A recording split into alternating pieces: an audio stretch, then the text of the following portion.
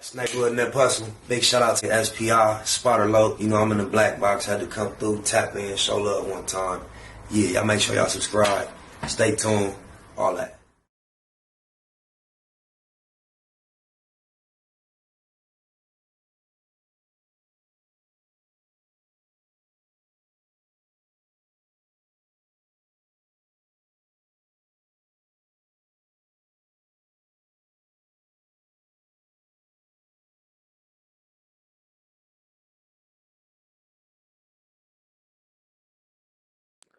The mic wasn't on. Fat Rat up out of Texas. We in Texas this time on the 7C journey. He a legend. Been hearing his name for years. Wasn't personally really familiar with him, but Cliff with a K decided to highlight him. So we reacting. With no further ado, let's see what Fat Rat, rest in peace, has been up to. Houston, Texas. Depending on what era you came up in, some would call it H-Town, but these days they call it Splash Town. Nevertheless, this is the birthplace of the slabs, syrup, and the sound that will forever change hip-hop culture. At the very heart of this movement was a young man by the name of Patrick Lamarck Hawkins, better known as Fat Pat. Now, to many, he wasn't just your ordinary rapper, man. He was a voice that embodied the streets for that time. This is the type of competitor that Fat Pat was. Yeah. Man, them boy, he was more mad at Key because Key jumped on 3 in the morning and he was supposed to have been on that. So this turned into a competition out in the world. Yeah. Maybe you can answer this. That's Why wasn't Pat on 3 in the morning? Because Kiki went in there and tore that damn apart at the right time and it was time to come out. Oh. And he just missed it. It wasn't even a planned miss. It wasn't none of that. Like Reno would tell you back then, the timing is everything back then. Yeah. Blocks of studio time was $1,000 you can't play around. for a 20-hour block, 10-hour block. It ain't no playing. You can't man. be casual like you can nowadays. And he was ready, but when you go in there and do it 3 in the morning, I'm sure whoever had that big time record, Yeah, that was Russell. what Russell Yeah. was like. I'm done. Yeah. Hey, we need to put this out now. Right. That's right. Can't wait. This got to come out now. Yeah. This is the Hero even recalls the first time him meeting Fat Pat with Lil Kiki wasn't such a great run-in. He and Fat Pat put me off the stage at Bowman. I was so mad at these niggas. I ain't know none of y'all yet. I was like, man. I was there. Yeah, I was like, man, fuck them screw click ass niggas. Fuck them hoe ass niggas. I was like, man, them niggas could kiss my motherfucking ass. This nigga patting that hoe just, he moving like this. Like he just, man, I'm on stage. I'm, Lord, tell me why. Ooh, You child, too, though. things are gonna get. This nigga, man, get this book. We gotta get back to H-Time, man. Get this nigga off the motherfucking stage. I'm That's fucked up. like, I said, SPA. I looked at the crowd. Them hoes looked at me like, what, nigga? Move. Damn. I said, all right. I fuck y'all too then. Mother. I was like, man. I walked back over to the people I was with. They was smiling like a motherfucker. Bitch, laugh. I'm gonna leave you up. You know, I'm gonna leave you in Beaumont. This nigga. The freestyle tapes and the dreams of a city still carving out his identity in hip-hop, man. But it would be one tragic day that'll leave the city devastated, man. In this story, we're gonna illustrate Fat Pat's rise in music, and we're gonna talk about his tragic death, man, and the legacy that still echoes throughout Houston today. Let's get off into it. Patrick Hawkins was born December the 4th of 1970 in Houston, Texas. He grew up in a city already bubbling with musical energy, from blues and gospel to a budding rap scene. Now, Pat would actually attend Sterling High School, and for a quick fun fact for y'all out there, this the same high school that Beyonce went to, man, and they was in the same graduating class. But it wasn't the school that would define him. It was actually his natural charisma, his wordplay, and his ability to tell stories with rhythm and style. Now, in the early 1990s, I wonder if him and Beyonce knew each other. He probably knocked that down. They say Pimp C got a piece. Oh, my mama. the Houston DJ Robert Earl Davis Jr., better known as DJ Screw, was experimenting with slowing down records and chopping them up creating what we know now as the chopped and screwed sound. Now, Fat Pat quickly became one of the most prominent voices on those tapes, man. Now, I never liked it to chopped and screwed, but it was crazy that when I was doing my thing and you stumbled across one of your records, chopped and screwed, you felt like, okay, they free knuckle with my shit in it. That must have been that C nerd, man. It take too long to get to a song. I don't know where that came from. Shout out to DJ Screw. Screw's biographer Lance Scott Walker once called Fat Pat one of the most complete artists. See, Fat Pat had the ability to freestyle, but he can also paint pictures just with his words, the stroke of the pen. And one of these examples would be the song Reality. Not only that, he was a part of the original Screwed Up Clique, a crew of Houston rappers who lived on those late night freestyle sessions, man. And Pat's delivery was smooth, but it was commanding. Now, what's crazy is Fat Pat was the younger brother to Big Hawk. And I ain't gonna lie, bro, Fat Pat had such a big name at that time that I honestly thought that Hawk was his little brother. So that's how just commanding and demanding his delivery was. Now, he had an unmatched ability to freestyle for just about any type of beat, man, with that Houston slang. Stories from the streets and vivid imagery into those screw tapes, these will become the street classics. Now, for Houston rap fans, those tapes wasn't just music, it was their lifeline. And Fat Pat's verses stood out every time. Now, his freestyles like No Drink and his birthday tape, It's All Good, showed just how versatile and confident he was as a rapper. In the era before streaming, these underground tapes spread hand to hand. I wonder if that's his real baby. Bless her heart if it is. It was like building a reputation, and for Fat Pat, they built a legend. He became one of the most celebrated members of the Screwed Up Clique, alongside many names like Lil Keke, Big Mo, and his own brother, Big Hawk. But Fat Pat wasn't content with just the freestyles, man. He wanted to make albums. See, and at that time, a lot of people wasn't focused on albums. They was up late at night sipping the syrup, busting freestyles, but Pat was ready to pin some stuff down. He wanted radio play. He wanted to take Houston nationwide.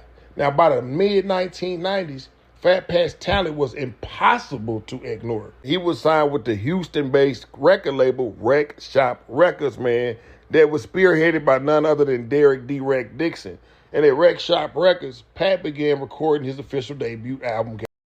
Seemed like the Texas independent scene was similar to the Northern Cali independent scene. Like a lot of small independent powerhouses. It was really cracking. We didn't really have that out here in LA. Oh, my mama. Old Dreams. It was filled with Houston flavor, slow rolling beats, Cadillac on 84s poking at, storytelling that painted pictures of the life in H-Town, man. The lead single off of this project, Tops Dropped, captured everything that Fat Pat represented. And in fact, this song is so legendary, bro, that it was played on Joe Rogan's podcast, man. And if y'all know that Joe Rogan is like one of the biggest podcasters, and Fat Pat has been gone for buku years. Let's get off into that. Houston, yeah. It's a Houston classic. Derek's the man. That's what he comes scary. out to. The best come out music was Homer Simpson. It's so good. Why can't we be hold friends? on. Listen how good this is as an intro song. Wait till it kicks in. You should do that bong when it hits in. Mark that. Must be that is copyrighted. catchy. That's fun, right? Well, it's not too serious. Riding in a slab, candy paint shining, speakers knocking. It was more than a song, man. It was a Houston anthem. Even to this day, man, I think I'm not mistaken, Target, one of these people are using that song. I want to say that it's Target, man. But Tops Dropped is being played at universities like Houston basketball games. UFC fighter Derek Lewis uses it as his entrance music. But tragically, Fat Pat wouldn't even live to see all of this success, which would lead us into February the 3rd of 1998. Either the that killed. Damn, 98. Throwback. Rest in peace, Fat Rat. Fat Pat went to the same high school that I did. No shit. Yeah. So he graduated high school That's what I meant to say, Fat Pat. like maybe 8-9 years before I did. But there was a lot of his kinfolk that I graduated with. So when Pat got killed, there was a story from the streets in Houston, but then there was a story from the streets in Austin. And it's ugly. So what was the story of the streets in Austin? Story of the streets in Austin was, This must be the dude, Derek. Weasel came down here. Pat was the only one who knew that Weasel had that kind of cash on him. Weasel wasn't tripping on the fact that motherfucker so much got him for the money, but Weasel had his son with him. Okay, wait. So back up. Can you talk about this from the jump? Well, because I've heard a few different stories about this, but just from the jump. Is that cherry sitting in like a basketball? I think it is. Well, here's the thing. Pat was getting out the game. You know what I'm saying? He was, done with that shit. Straight music. Straight music, you know what I mean? And he told me that himself, you feel me? Pat told me that out of his own mouth. That he was done with this shit because he was tired of looking over his shoulder. And Pat loved he loved this shit, you know what I'm saying? And so I guess it was a misunderstanding, but they got them styrofoam cups. I guess it's culture, huh? And there might be anything in them cups, but we had a show in Austin, and it was actually the first show I was actually with Rec Shop.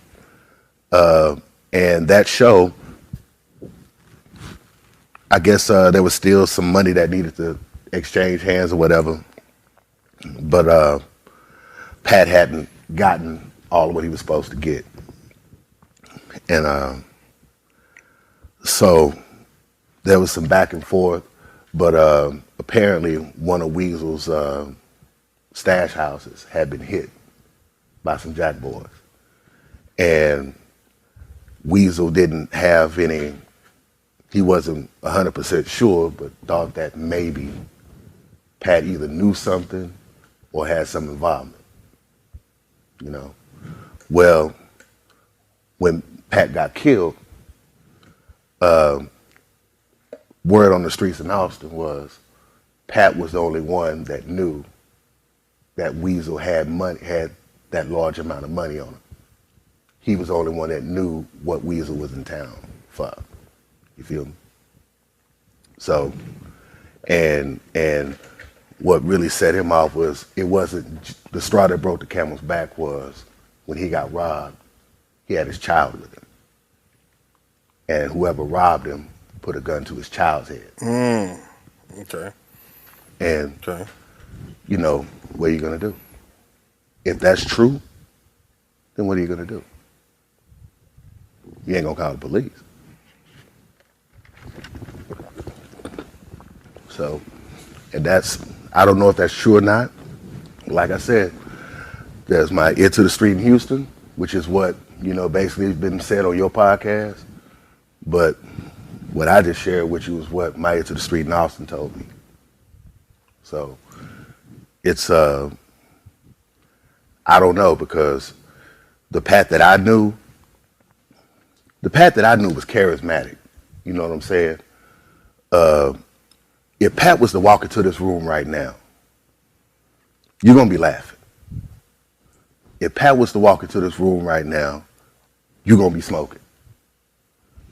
If Pat was to walk into this room right now, he going to have some bad hoes come through. That don't mean he wasn't no jacker, partner. One thing that I learned is that charisma is something that you can't fake it. You can't. A lot of people with natural charisma, they get in the game, use it to draw in marks and bait, do their thing. You can't learn it. You either have it or you don't. Some people can turn it on, some people can turn it off, but some people are just naturally always on. And that was Pat. Pat was always Just on. weeks before his debut album was set to release. That's cool for Pat, but that ain't got nothing to do with what they was talking about. Having an overabundance of a charisma does not stop you from getting cracking.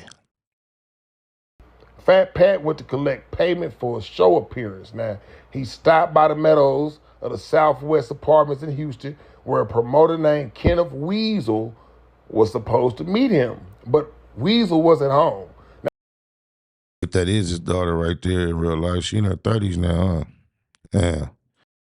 Now, what happened next remains as one of Houston's greatest unsolved mysteries. Pat was shot in the head and killed instantly. He was only 27 years old. Now, this news... That remind me of my homie Big Milk, rest in peace. He died New Year's Eve, 1996, at the age of 27. His name is Dwayne Sims. But when he died at 27, and now I look at the age of 27, it's so young. I remember back then, he was my G homie. I used to think he was like a big old full-blown grown man with like grown people problems, already tired of life. Swear to gosh, how Milk used to act. He used to have this grumpy like little face, and I thought he was like, I don't know, boy, what we thought back then. I thought he was a big old grown man. ECIP, love you, Milk. Would shake Houston, Texas, man, because here was a rapper on the brink of stardom, already a legend in the city, and gunned down before he could take his sound all around the world, man. Now, his murder has never been solved, and like many artists of that era, Fat Pat's life was cut short before his career could fully blossom, bro. Get this. 2 weeks after his death, Rec Shop Records released Ghetto Dreams. The album became a Houston classic, cementing Pat as one of the city's greatest voices. Now, later that same year, Rec Shop released Throwed in the Game, credited to Fat Pat and the Rec Shop family. While Pat only appeared on a few tracks, the project showcased the collective talent of the label. And in 2001, a greatest hits compilation was released, keeping his voice alive for a new generation of fans, man. So look, even in death, Fat Pat's influence kept growing. Houston Press ranked Ghetto Dreams among the city's greatest rap albums, right behind UGK's Riding Dirty and Scarface's The Diary, bro. Artists across Houston continue to honor him. And rappers like Paul Wall would even go as far as naming his son William Patrick Hawkins in tribute. And while his music remains timeless, tragedy will only deepen when years later, his younger brother, Big Hawk, also a screwed-up clique member, was tragically killed in 2006. Together, their deaths mark a painful chapter in Houston hip-hop history, but through it all, Fat Pat's voice, his flow, his vision, man, Houston lives on. Every time a slab roll by with music thumping, tops drop, Fat Pat's spirit rides along with it. Now, Fat Pat may have only lived to be 27 years old, but in that short time, he shaped a sound, inspired a culture, and gave Houston one of his first true legends. His story is a reminder of both the promise and the pain of hip-hop, honestly. Gone far too soon, but never forgotten. Rest in peace to Fat Pat, man. Houston's own. Y'all jump in the comment section and let me know, do y'all want to hear another story? I want to know who y'all want to hear from, man. But as always, man, we're going to sit up there, stay there until we come together, man. It's just the law at this point. Jump in the comment section right now.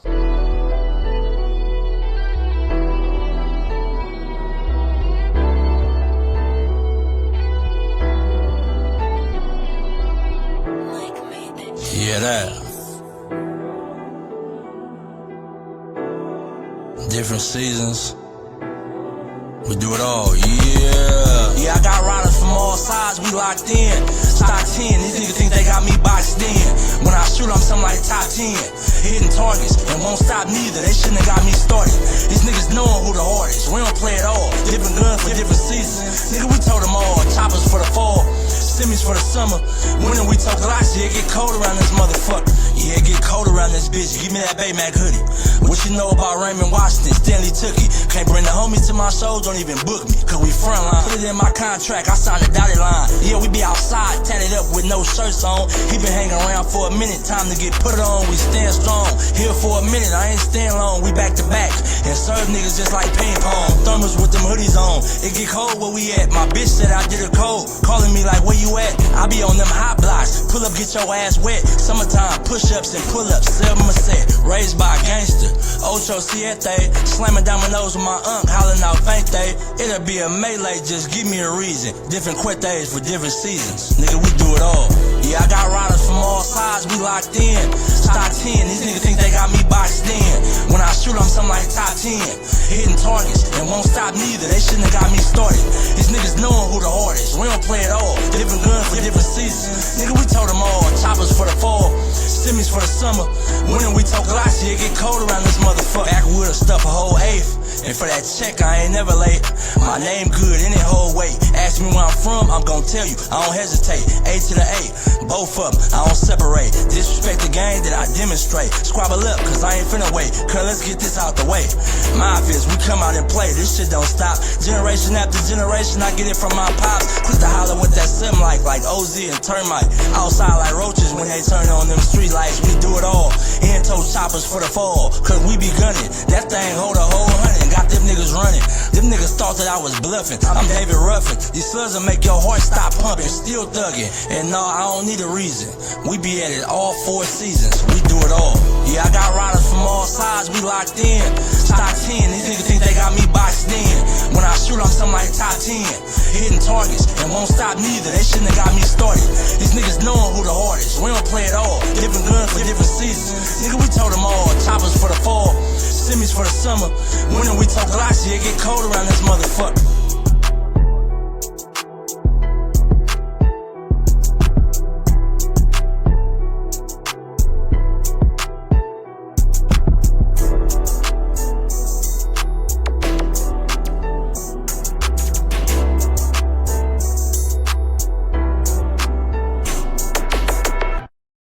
Snakewood and that Puzzle. Big shout out to SPI, Spotter Low. You know, I'm in the black box. Had to come through, tap in, show love one time. Yeah, y'all make sure y'all subscribe. Stay tuned. All that. It's the homie Cook-Up Boss, goddammit, Cub Low. And y'all tuning in to the Wake and Bake Show with goddammit the homeboy Spider Low. It was SPI, the realest nigga in LA. Spider this bitch! Spider Low, Spider Low, nigga. Spider Low. It's Spider Low. Spider Low. Spider Low. Spider Low. So Spider looks at me because we go back to the juvenile side of the county. What the? Spider Low. Spider Low. Shout out to SPI, that motherfucking nigga. Spider Low, Wake and Bake. Better keep it Google, nigga. Loke is in LA somewhere doing what he's doing. In the words of Spider Loke on my mama's mama. Spider Loke's gear. This is Bay Mac. Nate Bud, C-Mac. Shout out my Loke, Spider Loke, huh? Nate Bud, on Hood. It's a beautiful world. You fight me? Fight, Craig.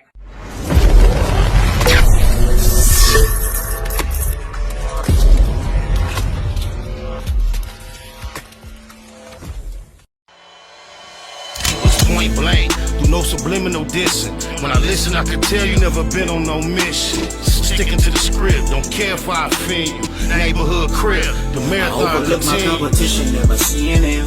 I done trained my mind that I'm going. You could tell by how I walk, talk, I'm a boss. A east side millionaire, homie, what you thought? My life is a movie. They can't get close to me. They mad cause they can't be. I'm everything that they wanna be, yeah. You are now in the black box. Whoa. With Spider Loke, Most Easty, aka VJ Keyway, and the Google Gang. Let's go!